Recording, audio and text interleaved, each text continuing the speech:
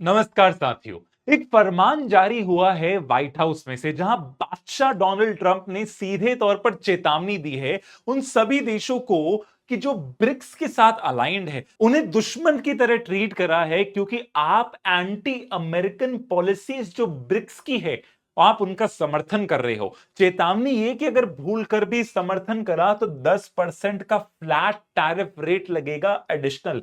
मतलब अभी जो पूरी दुनिया भर के अंदर डोनाल्ड ट्रंप ने जो ग्लोबल ट्रेड वॉर छेड़ा हुआ है उस पर अतिरिक्त 10% देना पड़ेगा, सिर्फ इसलिए कि आप ब्रिक्स की पॉलिसीज का समर्थन कर रहे हैं। धन्यवाद इस मैटर के लिए, ये कह के वो साइन ऑफ कर देते हैं, क्योंकि ये तस्वीर उनको सोने नहीं दे रही। आज यूएस का जो सबसे बड़ा डोमिनेशन है, जिसके पीछे यूएस इतना ज्यादा ताकतवर देश है, मिलिट्री भी इसी से ही बनती है। यही सभी देशों को फंसाने वाला, सैंक्शन करने वाला, इकोनॉमी की काया पलट करने वाला है द ग्रेट यूएस डॉलर। लेकिन ग्रीन बैक की जो डोमिनेशन है दुनिया में, इस ग्लोबल करेंसी का जो वर्चस्व है वो खतरे में आ गया, क्योंकि सुगबुगाहट है कि जो ब्रिक्स नाम का संगठन है वो अपनी करेंसी बनाने वाला है। और डोनाल्ड ट्रंप यही देखना नहीं चाहते, क्योंकि अगर ये लोग करेंसी बनाने के अंदर कामयाब हो जाते हैं तो इसका मतलब यह है कि पूरी तरीके से यूएस का जो डोमिनेशन है,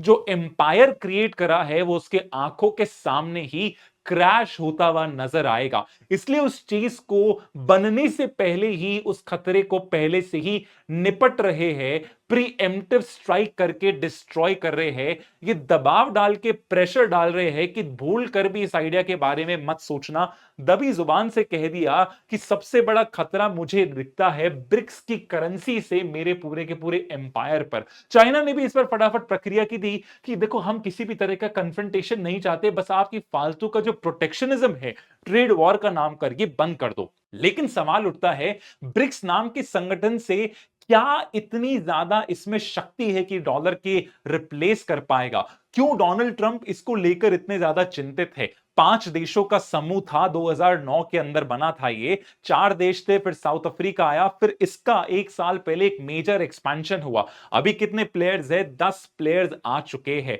बड़े हैवी वेट प्लेयर्स है, इकोनॉमी में अच्छा खासा डोमिनेशन है, और इनका जो मेन एम है वो है कि इस पूरे के पूरे जो फाइनेंशियल सिस्टम है ग्लोबल, उसको अमेरिका मेड से लेकर हम लोग डेमोक्रेटाइज करें। क्योंकि जितने भी इंस्टीट्यूशंस है फाइनेंस के, डब्ल्यूटीओ, आईएमएफ, वर्ल्ड बैंक, उस पर वर्चस्व किसका है? अमेरिका और उसके कुछ गिने चुने साथी का, वेस्टर्न वर्ल्ड का।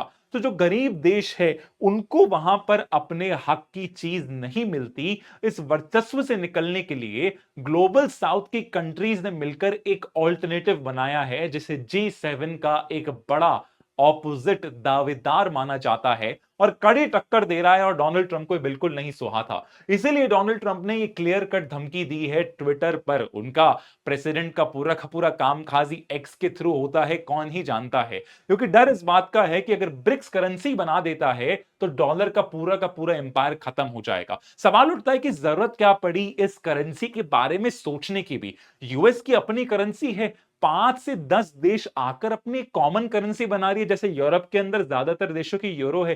क्यों जरूरत पड़ी? उसके पीछे है यूएस का वेपनाइजेशन। दुनिया में 50% से ज्यादा जो डॉलर यूज होता है उसको यूएस ने एक हथियार की तरह इस्तेमाल करा। जो चीज व्यापार में इस्तेमाल होनी चाहिए उसको उन्होंने हथियार बनाया, जरिया बनाया अपने फॉरेन पॉलिसी ऑब्जेक्टिव्स अचीव करने का।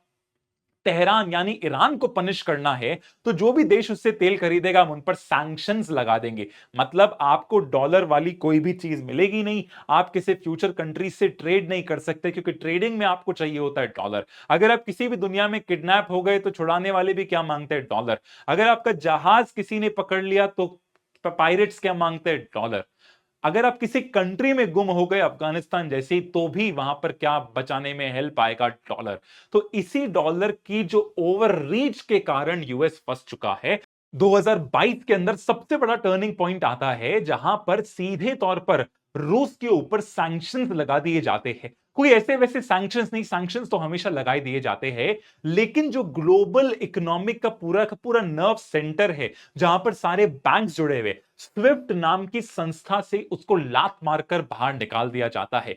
चीन बहुत बड़े सदमे में चले जाता है क्योंकि कल को अगर मैं ताइवान पर ऐसा हमला करूंगा तो यूएस भी मेरे साथ ऐसा करेगा। साउथ अफ्रीका से लेके ब्राजील तक सब जगह चर्चा ये होने लग गई कि अब तो यूएस ने सारी की सारी हदें पार कर दी और मुझे जरूरत है कि हम लोग ऑल्टरनेटिव करेंसी बनाए जो यूएस की डोमिनेशन को कम कर पाए। अगर मैं सऊदी अरब से तेल खरीद रहा हूं तो मुझे यूएस के पैसे देने की क्यों जरूरत है, क्यों डॉलर यूज करना पड़ रहा है? अगर चीन रूस हमसे सामान खरीद रहा है या फिर कल को हम अर्जेंटीना से कुछ बेच रहे हैं तो क्यों डॉलर की ही डिमांड जरूरी है? हम अपनी करेंसी के अंदर ट्रेड करना चाहेंगे और ये कैटलिस्ट इवेंट था जहां पर डॉलर के वेपनाइजेशन को लेकर ये सारे देश इकट्ठा होते हैं और अग्री करते हैं कि हमें ऑल्टरनेटिव करेंसीज चाहिए, चाहे उसके टैरिफ से बचना हो। मतलब जिस लाठी से यूएस पूरी दुनिया को हड़काता था उस लाठी को ही तोड़ने की बात कर रही है और ये बात यूएस को जची नहीं।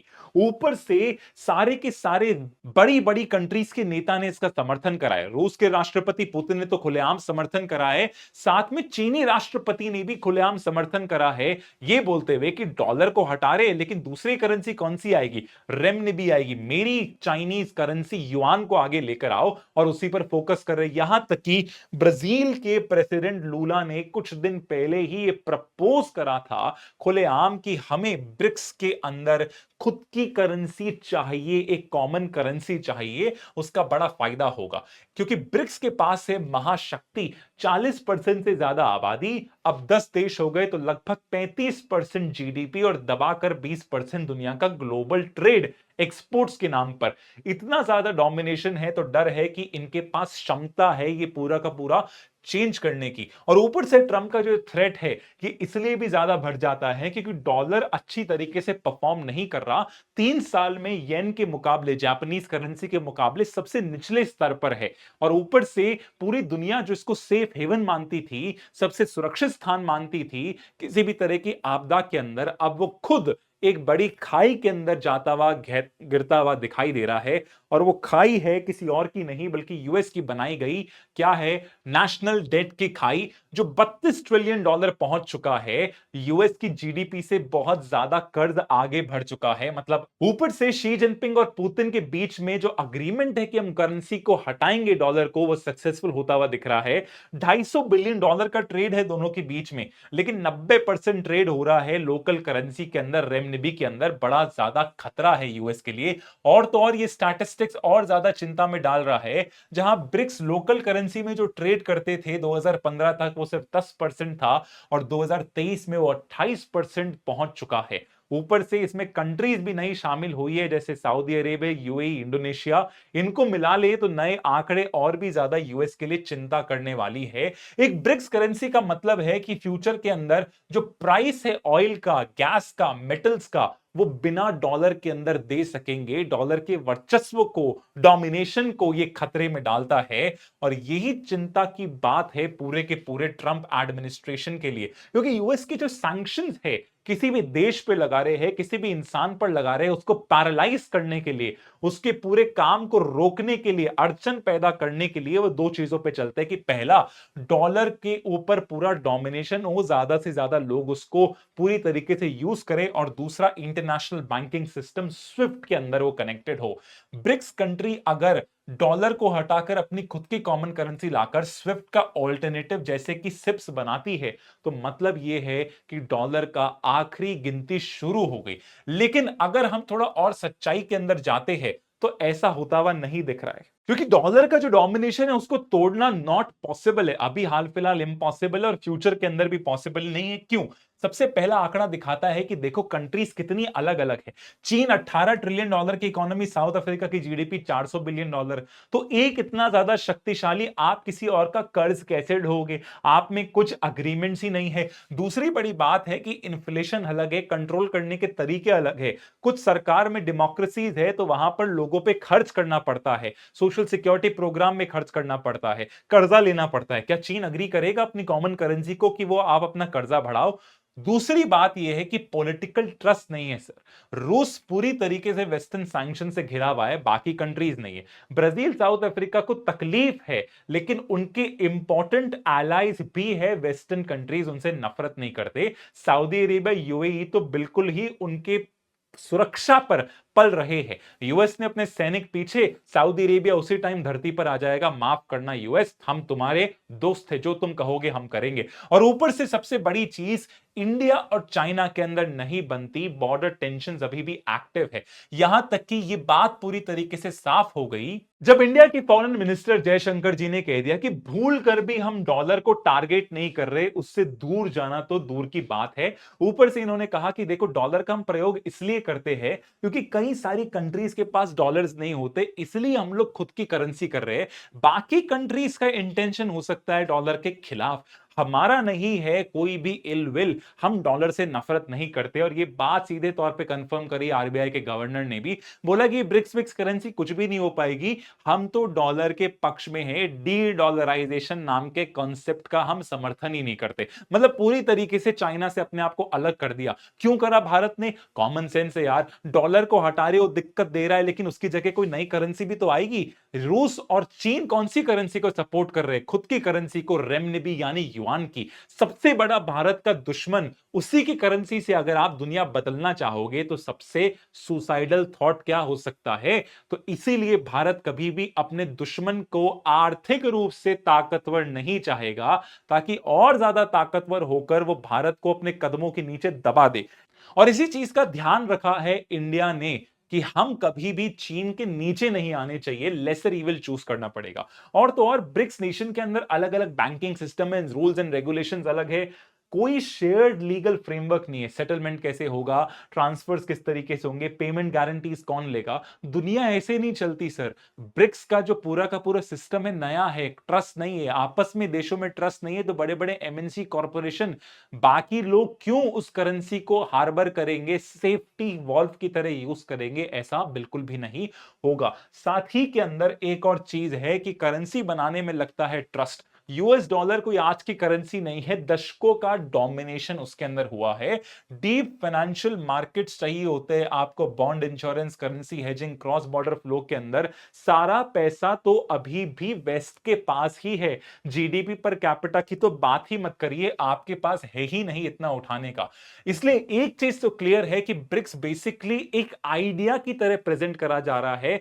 ब्रिक्स की करेंसी को लेकर वो फ्यूचर में नहीं आ सकती। आईएमएफ ने भी ये तक कह रखा है ट्रंप की बात को कि बिल्कुल भी हम यूएसडी का जो डी डॉलराइजेशन है वो नहीं देखेंगे फ्यूचर के अंदर। हां, डिक्लाइन जरूर हो रहा है, लेकिन बहुत धीरे धीरे होगा। लेकिन इसके बावजूद डोनाल्ड ट्रंप इतने ज्यादा परेशान है और इतने ज्यादा सतर्क है ब्रिक्स करेंसी की आइडिया को लेकर, क्योंकि दिक्कत यह है कि आइडिया को सच होने में समय नहीं लगता। आइडिया को आइडिया में ही रहने दो, उससे पहले ही आइडिया को दिमाग में मार दो तो आप सक्सेसफुल हो जाओगे। बेस्ट उदाहरण है इसका कोल्ड वॉर के टाइम। इसका सबसे अच्छा उदाहरण देते हैं शीत युद्ध के अंदर, जब सोवियत संघ बहुत ज्यादा कमजोर था, बेरोजगारी से लोग परेशान थे और यूएस अपने चरम पर था पावर के अंदर, तो रोनाल्ड रीगन बेसिकली एक कॉन्सेप्ट लेकर आए स्ट्रेटेजिक डिफेंस इनिशिएटिव का। उसे आमतौर पर स्टार वॉर्स कहते हैं, क्योंकि टेलीविजन प्रोग्राम की तरह था। सैटेलाइट्स लगाई जाएंगी, सैटेलाइट से लेजर्स छूटेंगी स्पेस के अंदर, जो आने वाली हर सोवियत संघ की बैलिस्टिक मिसाइल, चाहे उसमें न्यूक्लियर बम हो या नहीं हो, उसको नष्ट कर देगी। मतलब यह है कि अगर यह कॉन्सेप्ट कभी भी फ्यूचर के अंदर आता तो इसका मतलब यह है कि सोवियत संघ का जो न्यूक्लियर अम्ब्रेला है वो पूरी तरीके से नष्ट हो जाता, यूएस हमेशा सुरक्षित रहता और सोवियत संघ को आप कभी भी किसी भी हमले के अंदर मिटा सकते थे बिना कोई यूएस को डैमेज आए हुए। इतना ज्यादा परेशान हो गए थे गोर्बचेव कि सीधे वो कहां गए, यूएस के पास गए, बोला कि आप इस कॉन्सेप्ट को रोक दीजिए। रेगन ने कहा बिल्कुल नहीं रोकेंगे, क्योंकि सोवियत संघ को पता था कि भले ही आइडिया है, कल को ये आइडिया रियलिटी बन गया तो हम तो नंगे हो जाएंगे, हमें बचाने वाला कौन?